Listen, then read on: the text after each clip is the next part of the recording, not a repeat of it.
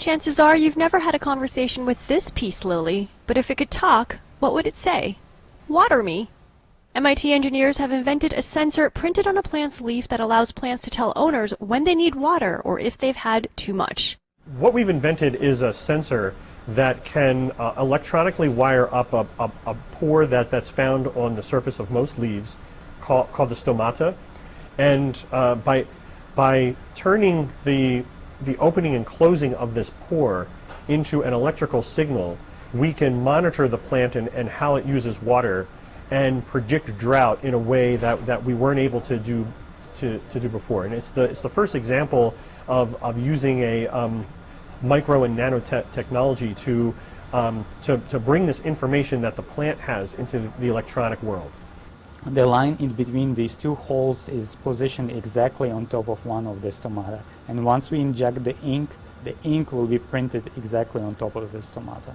So this is already the printed pattern, and it's already been aligned and dried out on top of the stomata.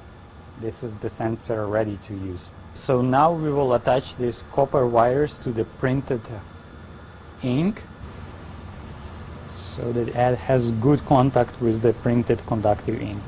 These stomata pores look a lot like a human eye. They open and they close. When they open, water evaporates from a layer inside the leaf. When they close, it turns off that evaporation. As the plant undergoes a greater and greater extent of water stress, the opening and closing will become slower and slower. You could think of the plant as becoming drowsy.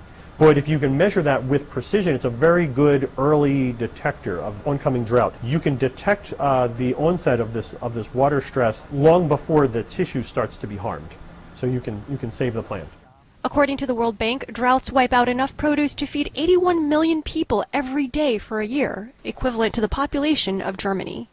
Ultimately, strategies like this could allow us to plant crops that are more and more sensitive to drought, but we're able to mitigate it so we can increase food supply.